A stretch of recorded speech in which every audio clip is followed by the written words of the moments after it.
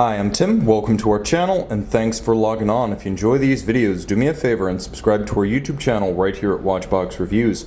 I'd really appreciate it, and I promise to update daily. If you love this watch, you could see it and you could purchase it on our website, thewatchbox.com.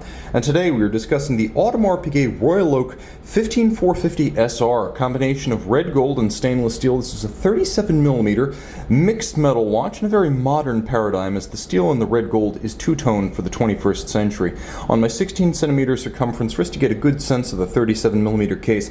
It's not thick, 9.8mm thick. It slides easily under a cuff.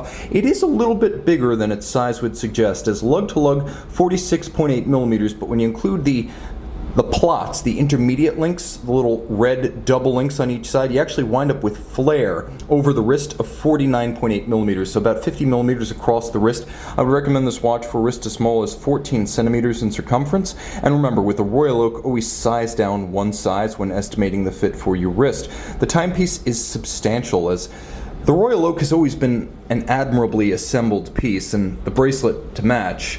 That said, current Audemars Piguet bracelet and clasp technology feels Rolex solid. It's that good, but Rolex does not finish bracelets like this. You could see that expanding bevel along the case band that flares over the lug hood and then continues perfectly aligned down the links. You'll also note a feature I adore, that the inside of the intermediate links, the rounded facing that's principally out of sight, is polished, so you only see that glint in the gleam as you roll the bracelet through the light. There's a handsome satin finish that perfectly aligns across the tops of the links.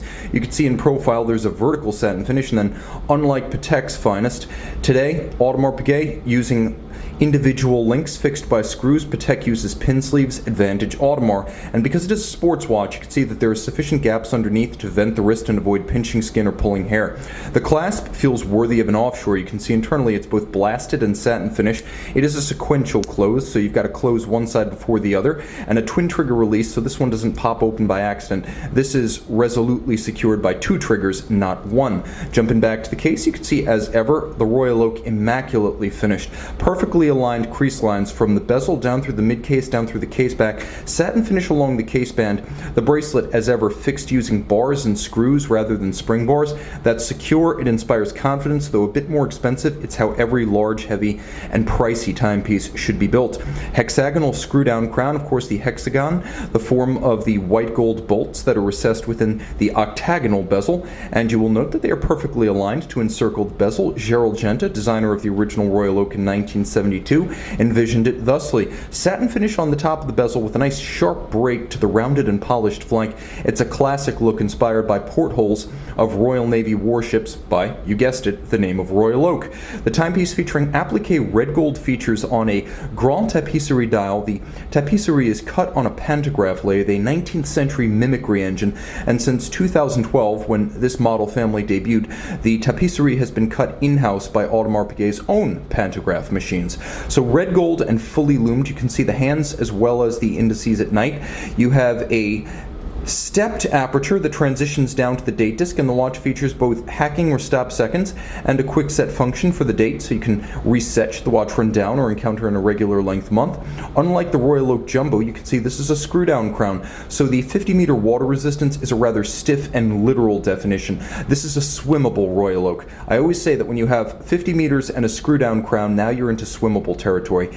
Anything less, or a push down crown, splash only. Let's get a little bit closer, see if we can improve the focus and get right up next to this Audemars Piguet manufacturer caliber 3120. Caliber 3120, built in-house, 60-hour power reserve, automatic winding, ceramic rotor bearings for higher efficiency, and sealed for life bearing structure. You can see that there's a full balance bridge with a free sprung balance for shock resistance. The same base movement was designed for use inside the offshore, so it's very tough. It beats away at 21,600 vibrations per hour, but it has an enormous balance, so this one makes do with adjustment and enormous balance inertia rather than a high beat rate to achieve precision. You can see the coats of arms of the Audemars and Piguet families on the rotor, because after all, AP is the oldest Swiss watchmaker still controlled by the founding families. You can see Côte de Genève across the bridges. There's an engine turn to perlage on the base plate. The beveling is mechanical but handsomely done, and all screw heads are black polished.